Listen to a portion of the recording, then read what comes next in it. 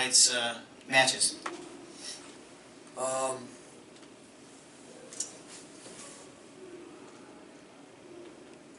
want to focus on the ones that,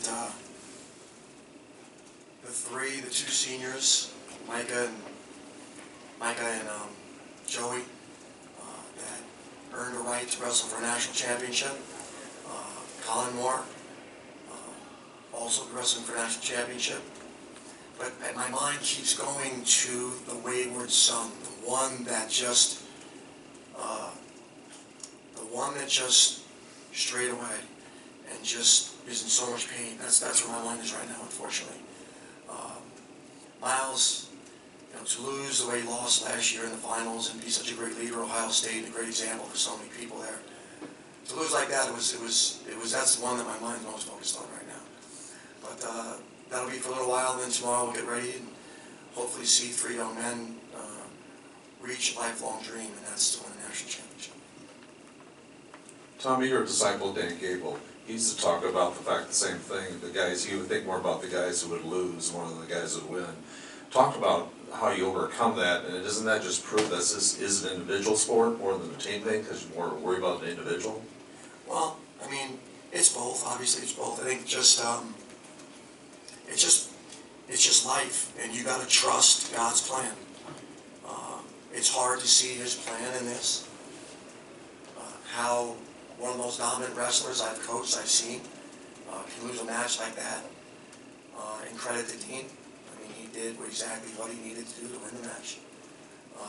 But it's sometimes there is no answer. There is no answer, not in the immediate moment.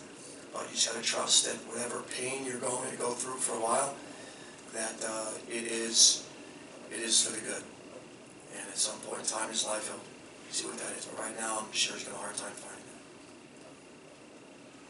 Tom, you speak about Myles, but the way Kollin then came right back, you almost seem to be wrestling for two individuals, himself and his teammate before him. I agree completely. I think that there was a look in Kollin's eye that we needed to see in the semifinals. He fell short as a freshman in the semis in a match that was winnable. I think it was the quarters last year he fell short, and then I think that seeing that, I think it galvanized him a bit. It galvanized his thoughts and how hard it is. How hard this is, that there is no guarantee. There is no guarantee in any of this. We saw Nalf hit a leg in the air with 6 seconds to go. We almost saw Nalf lose, and we saw another elite wrestler get beat by a guy who just fought really hard. So I definitely think that it had an impact on Kollin. He wrestled extremely well tonight. Last question for Coach.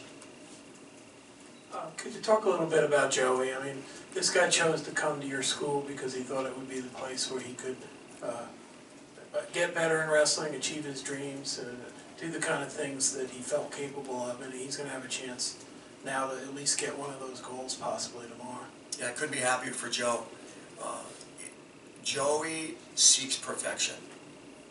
He seeks perfection. In every single thing he does, he seeks perfection. He's a 4-point student.